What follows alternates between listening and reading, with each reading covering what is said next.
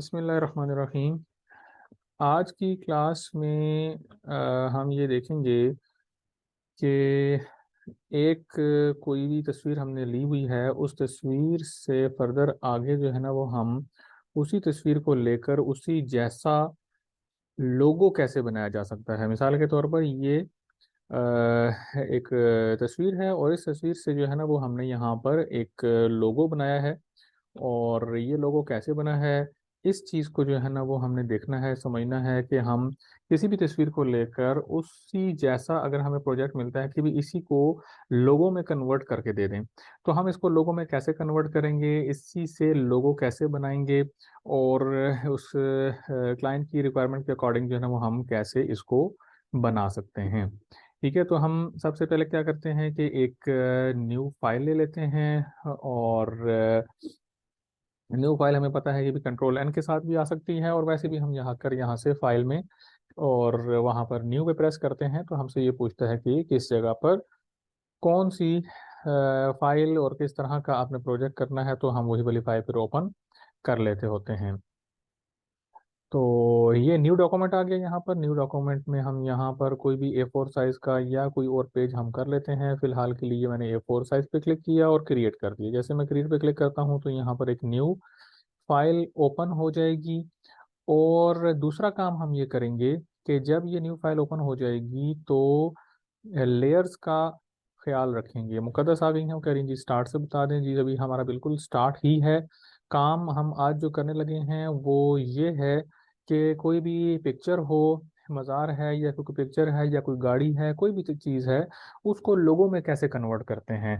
और अगर इस तरह का कोई प्रोजेक्ट मिलता है कि जी इसी तरह का आपने लोगो बनाना है, या वैसे भी जब हमें कोई लोगो बनाने के लिए ऑर्डर मिलता है तो हम उससे उनकी कंपनी का नाम या उस चीज़ के बारे में उनकी थोड़ी सी डिटेल पता कर लेते हैं। कोई पिक्चर उससे रिलेटेड मिल जाती है तो वो सामने रखकर उसी जैसा लोगो बनाने में जो है ना बहुत आसानी हो जाती है। तो ये इससे मिलता जुलता जो है ना यहाँ पर ये एक लोगो सा बनाया है। इसको हम ऑल्ट करके इसका साइज इंक्रीज करके देख लेते हैं।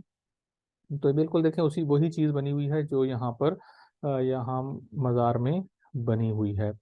ठीक है, तो हमने क्या किया कि एक न्यू पेज ले लिया। न्यू पेज लेने के बाद इसकी थोड़ी सी हम एडजस्टमेंट कर लेंगे। और ये 49% व्यू में है ये।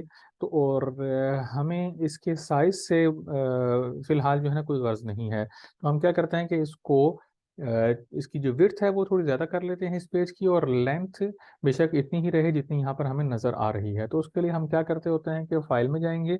फाइल में जाने के बाद यहाँ पर डॉक्यूमेंट सेटअप में जाते हैं, और डॉक्यूमेंट सेटअप में जाने के बाद एडिट आर्ट बोर्ड्स पे जाते होते हैं। वहाँ पर जैसे ही हम क्लिक करते हैं तो ये एक इसकी जो सिलेक्शन जो है ना वो अपीयर हो जाती है। और किसी भी जगह पर जाकर अगर हम उसका साइज इंक्रीज करना चाहते हैं तो या कम करना चाहते हैं तो वो चीज़ हमारे सामने आ जाती है। अब मैंने इसका विड्थ में भी साइज इंक्रीज कर दिया है। अभी कंप्लीट एक पेज हमारे सामने आ गया है। और अगर हम बाहर क्लिक कर देंगे या कोई भी टूल अगर हम सेलेक्ट कर लेते हैं तो ये जो आपने चेंज किया है आर्टबोर्ड के साइज को वो यहीं पर ही फाइनल हो जाता है। सेकंड स्टेप पे हमने क्या करना होगा कि वो जो चीज़ जिसको देखकर हमने एक लोगो तैयार करना है उस पिक्चर को यहाँ पर लेकर आना है। पिक्चर कोई भी हो सकती है, मिसाल के तौर पर कोई ई कॉमर्स की पिक्चर हो सकती है, या उसके अलावा कोई भी जो आपको क्लाइंट की तरफ से मिली है। अब मेरे पास ये बहुत सारी पिक्चर्स हैं जिनके ऊपर डिफरेंट टाइम्स में जो है ना मैंने डिफरेंट काम किए हुए हैं। कहीं पे बैकग्राउंड रिमूव किया हुआ है, कहीं पर और कोई काम किया हुआ है। तो इनमें से कोई एक पिक्चर या एक मिनट, बल्कि मेरे पास जो डेस्कटॉप में पिक्चर्स पड़ी हुई हैं यही वाली जो मज़ार की, हाँ ये जो है ना कायद आज़म के मज़ार की, इसके ऊपर मैंने क्लिक किया। और क्लिक करने के बाद यहाँ पर उसको मैं ड्रैग करके भी ले आकर आ सकता हूँ। तो ड्रैग करने के लिए इसको हम मिनिमाइज कर लेते हैं। उस वाली पिक्चर को हम यहाँ पर सामने लेकर आ जाते हैं और यहाँ से इसको पकड़ के इधर यहाँ पर लाकर छोड़ देते हैं। तो ये एक किस्म का कॉपी पेस्ट हो जाता है, 1-2 सेकंड इसमें लगते हैं। ये यहाँ पर आ गया। लेकिन अभी ये प्लेस नहीं हुआ हुआ है, तो इसके लिए मैंने आपको बताया था कि इसके लिए आपने जब ये क्रॉस का साइन सा आ रहा हो तो उसके लिए हम इसको एम्बेड करते हैं। ये जो लिखा हुआ है इस पर आपने क्लिक करना है, तो ये जितना भी होगा ये यहाँ पर प्लेस हो जाएगा और जो क्रॉस का साइन सा आ रहा था वो खत्म हो जाएगा। अब भी इसको हम दोबारा से ऊपर नीचे कर सकते हैं, इसमें कोई मसला नहीं है। इसका साइज भी हम इंक्रीज कर सकते हैं, लेकिन इसका साइज अगर आपने इंक्रीज करना है तो शिफ्ट प्रेस करके आपने साइज इंक्रीज या डिक्रीज करना है, ताकि इसकी जो एक्चुअल मेजरमेंट है वो विड्थ और लेंथ के अकॉर्डिंग जो है ना वो चेंज ना हो जाए। अच्छा जी, यहाँ तक हो गया। तो लोगो इसी तरह का अगर हमने ड्रॉ करना है तो इसके लिए सबसे पहले हम क्या करेंगे कि पिक्चर का बैकग्राउंड कैसे रिमूव करते हैं, ये मुकद्दस ने पूछा है। पिक्चर का बैकग्राउंड रिमूव करने के लिए आपको इसको एडोब में ले जाना पड़ेगा, वहां पर बहुत आसानी के साथ हो जाएगा।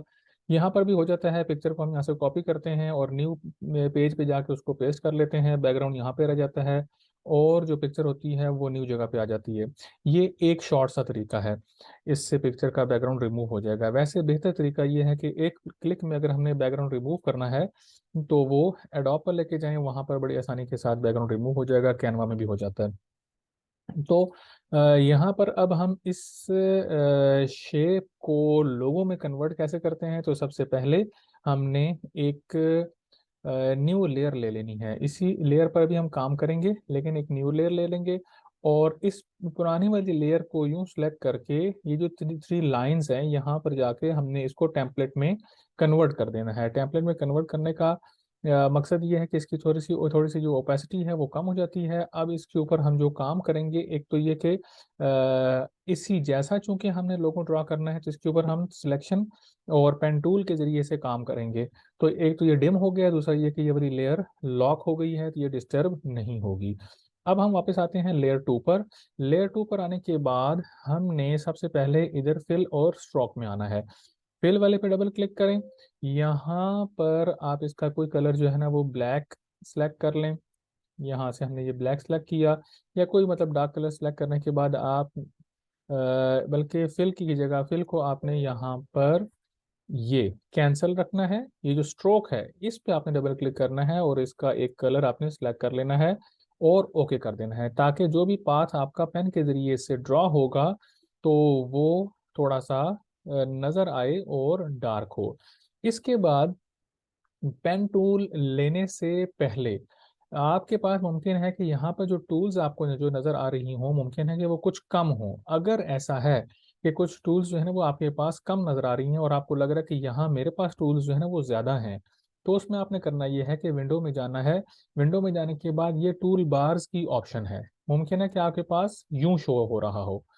ठीक है, सिर्फ इतनी सी टूल्स आपके पास मुमकिन है शो हो रही हो। तो इसको इंक्रीज करने के लिए, ये असल में जो टूल्स हैं ये बेसिक टूल्स हैं जिनसे नॉर्मली काम किया जाता है, लेकिन अगर आपने एडवांस टूल्स जितनी भी हैं वो सारी की सारी इलस्ट्रेटर की यहाँ पर अपीयर रखनी है, तो उसके लिए आपने विंडो में जाना है, टूल्स बार पे अपीयर होना है, इस पे क्लिक करना है, ये एडवांस की ऑप्शन है।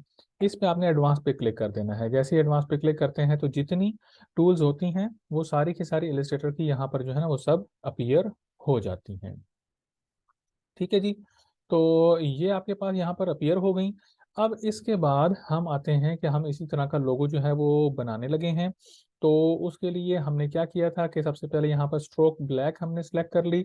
अब हम यहाँ से पेन टूल लेंगे। पेन टूल लेने के बाद हम इस पेन टूल से करने क्या वाले हैं, ये जो इसका हाफ पोर्शन है यहाँ से लेकर यहाँ तक, ये जो सेंटर वाली जो ये वाली लाइन है, इस लाइन तक का हमने इस पोर्शन को एक तरफ से सिलेक्ट कर लेना है। सिलेक्शन शुरू करने के लिए हम यहाँ पर क्लिक करते हैं, जो स्ट्रेट एरिया होता है वो उसको उसके कॉर्नर्स में आसानी के साथ हम यहाँ पर सिलेक्ट कर लेंगे। इसमें उसको ड्रैग करने की ज़रूरत नहीं है, यहाँ तक हमने चूंकि सिलेक्ट करना है तो इधर प्रेस करके इसका जो एंगल है वो अभी हम यहाँ से इस तरह सेट कर लेते हैं, बिल्कुल उसके ऊपर आ जाए तो बहुत अच्छी बात है यहाँ तक।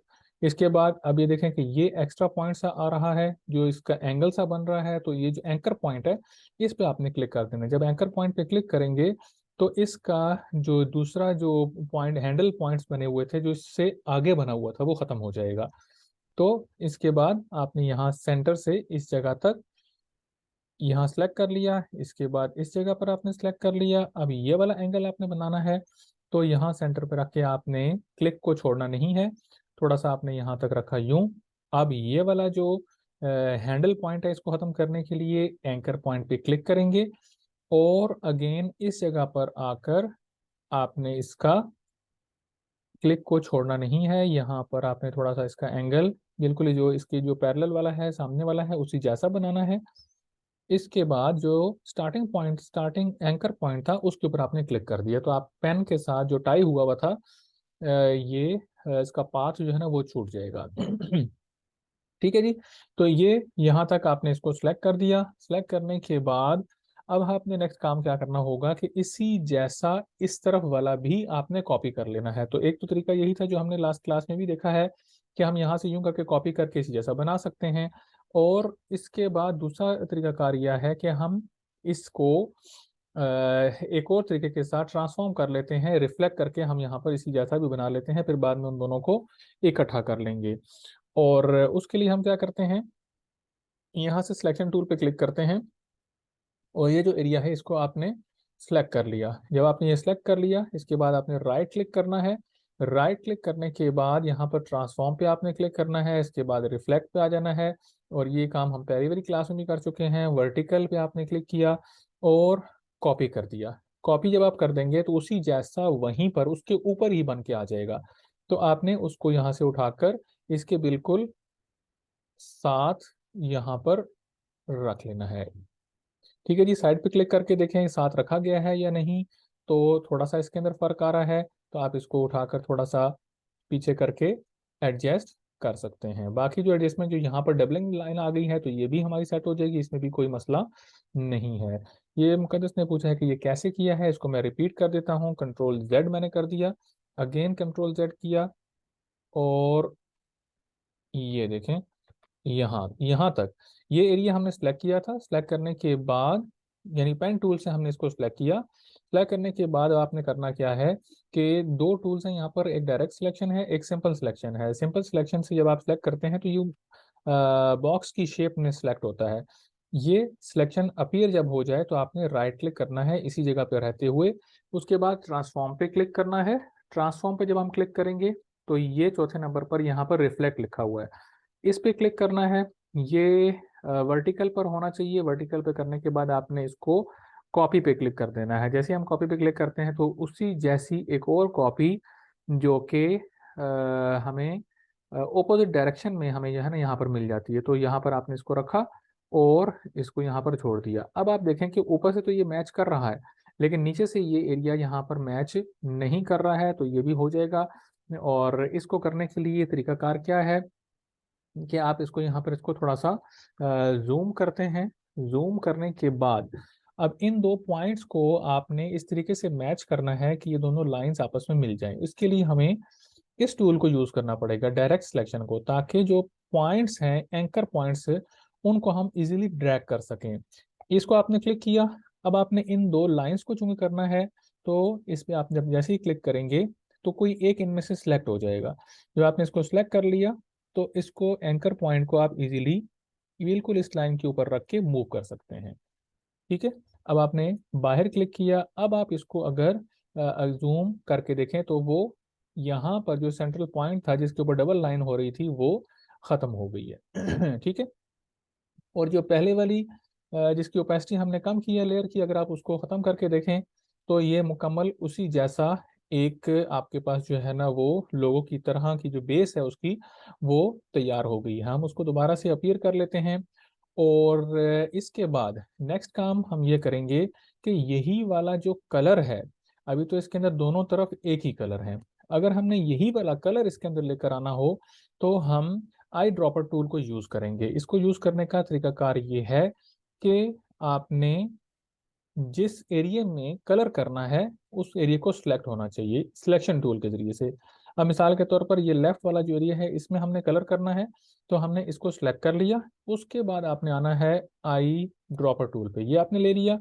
और ये वाला जो एरिया है हमने ये वाला कलर चूंकि पिक करना है तो आपने इसको क्लिक करना है।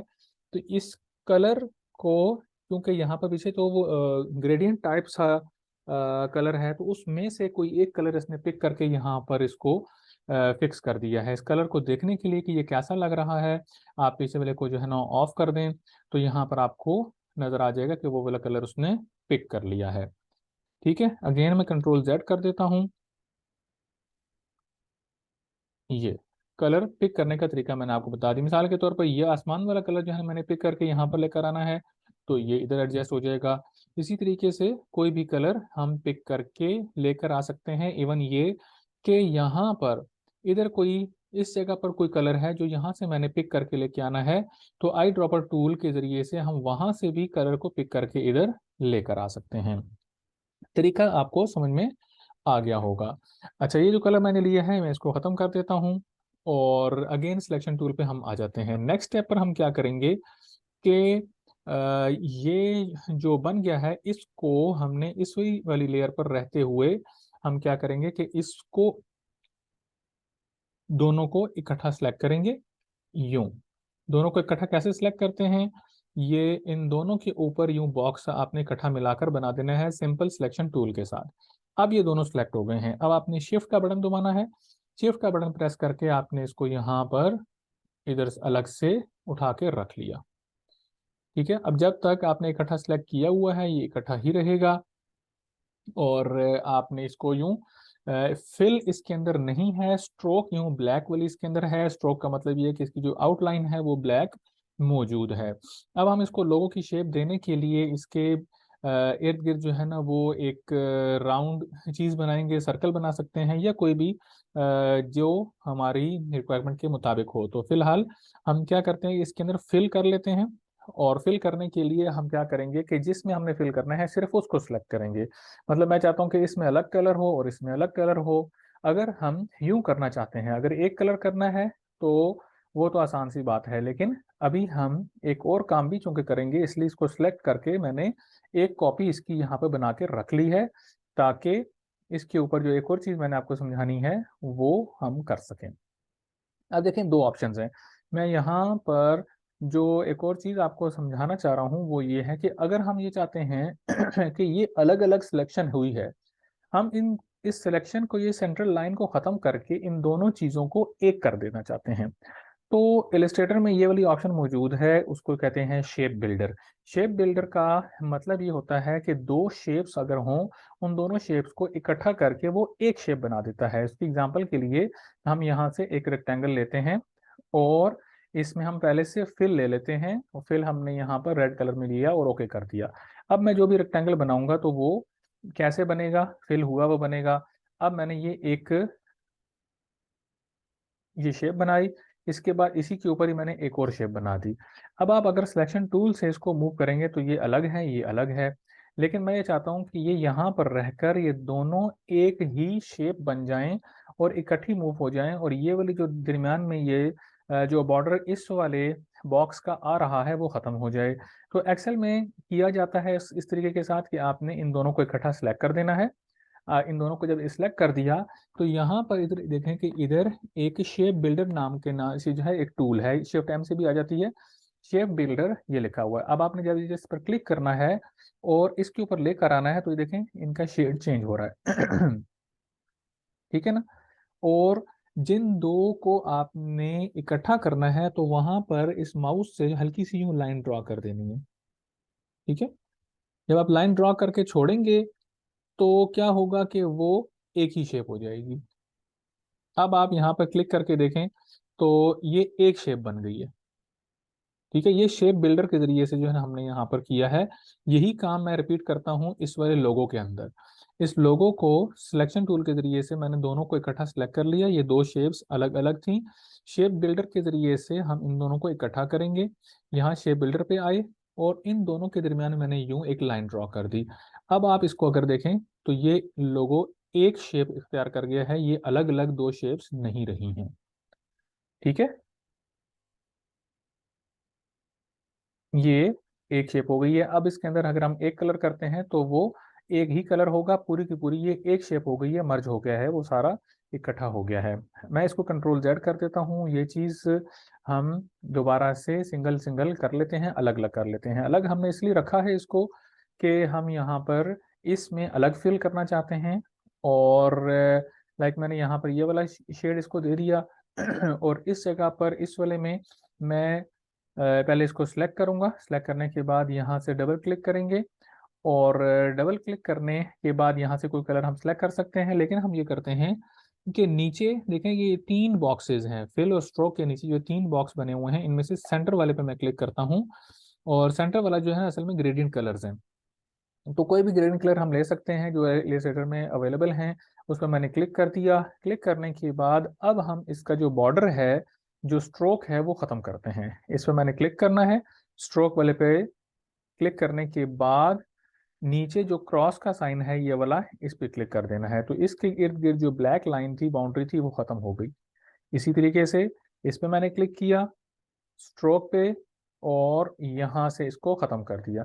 अब आप देखें कि ये दोनों एक ही तरह के लग रहे हैं आपस में। जो इसके जो इर्द गिर्द जो बाउंड्री थी वो ख़त्म हो गई है। अब हम यहाँ पर इस वाले टूल बॉक्स में जाएंगे और यहाँ से एक सर्कल ड्रॉ करेंगे।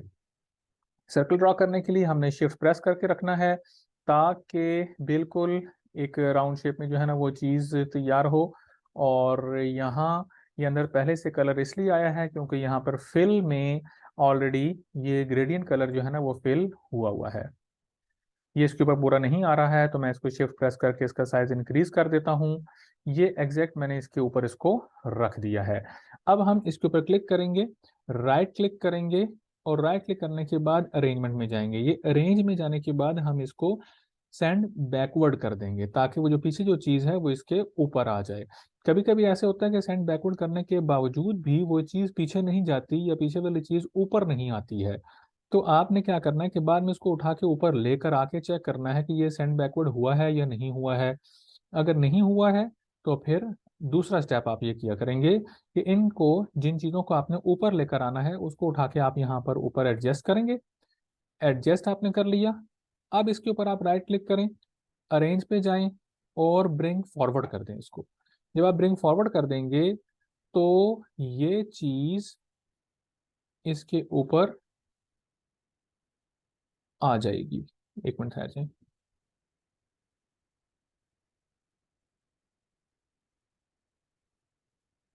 ये ठीक है जी। तो इस तरह ट्राई करके आपने अपने इस चीज़ को जो है एडजस्ट कर लेना है। अब ये आ गया है और इसको इन इस सारे को जो है ना आपने इकट्ठा जो सिलेक्ट करना है, इसको आपने यूं, जो पीछे वाला जो सर्कल है उसके समेत आपने सिलेक्ट करना है। तो सबको ग्रुप सिलेक्शन के तौर पर आपने सिलेक्ट किया। और इसका साइज आप क्या करते हैं कि शिफ्ट प्रेस करके साइज जो है ना, लोगो का साइज क्योंकि आपको पता है कि छोटा होता है, तो आपने इसको साइज को डिक्रीज कर दिया।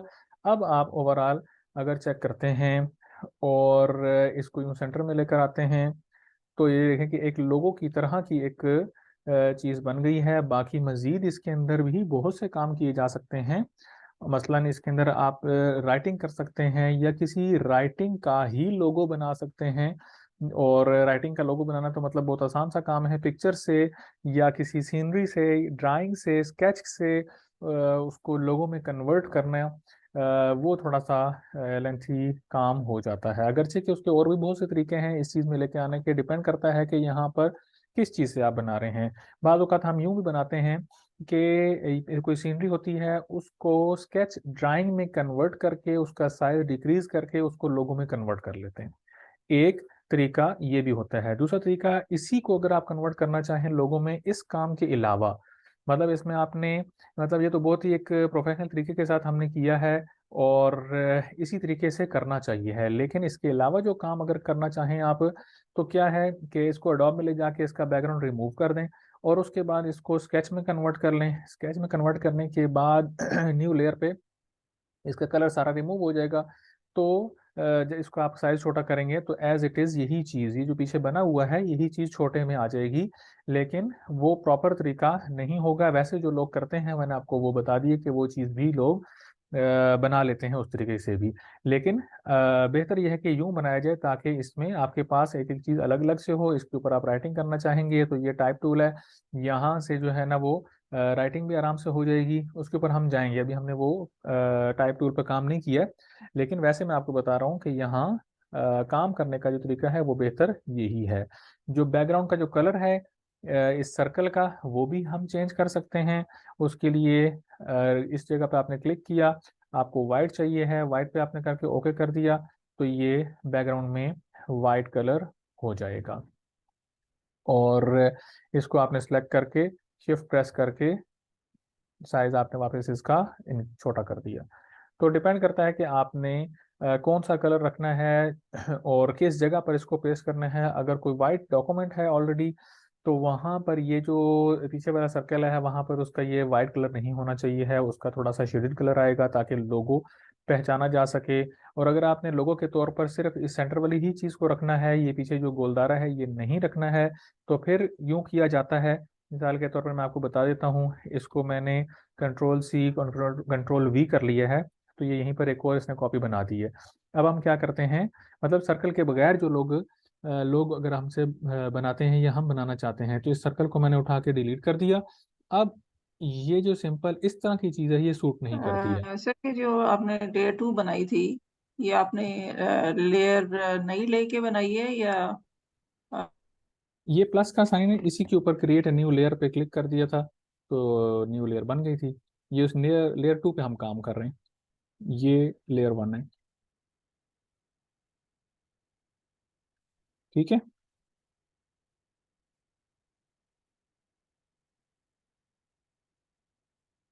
अच्छा जी, इसके बाद यहाँ से हमने क्या किया जी, जो टाइपिंग टूल है इस पे हमने क्लिक किया, और यहाँ पर हम जो है ना वो कुछ लिख लेते हैं। जहाँ पर ये सिंपल सर्कल के बगैर जो लोगो आता है, तो वहाँ पर नीचे जो है ना वो कुछ ना कुछ लिखा हुआ होता है। मिसाल के तौर पर हम यहाँ कुछ लिख देते हैं।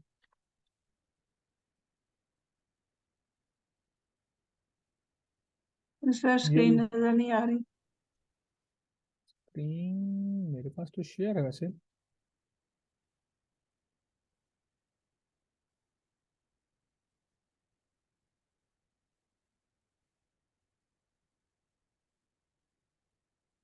अभी भी नजर नहीं आ रही।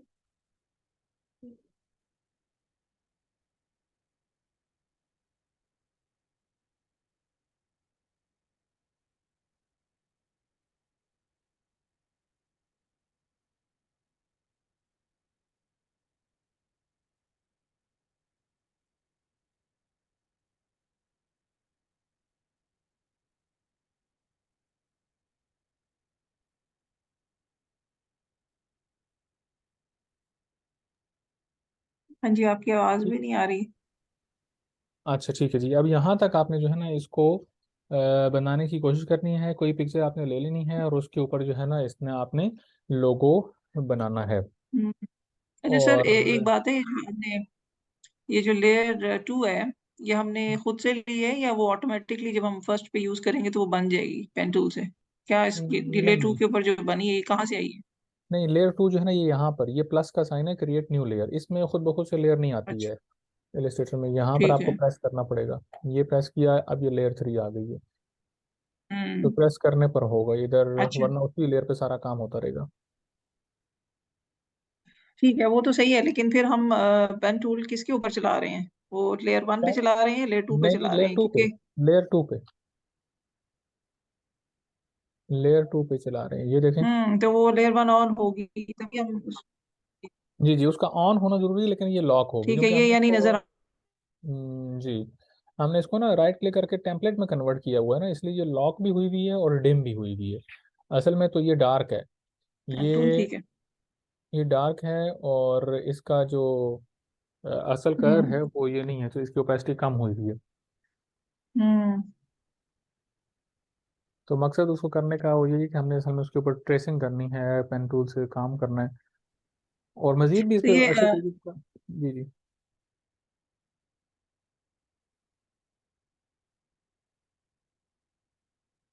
मजीद भी अगर हमने इसमें और भी वर्किंग करनी हो, तो ये जो इसकी खिड़कियां बनी हुई हैं ये भी हम सेलेक्ट करके इसमें लोगों में इस जगह पर हम एडजस्ट कर सकते हैं। वो सिलेक्शन में ही हमें करना पड़ेगा। और एक साइड की जब हम सिलेक्शन करेंगे तो उसी में ही इसको भी करने के बाद फिर दोनों को सिलेक्ट करके फिर हम उसको रिफ्लेक्ट करेंगे। तो दोनों तरफ की खिड़कियां और सेम टू सेम जिस तरह इस तरफ होगा उसी तरीके से दूसरी तरफ भी बन जाएगा।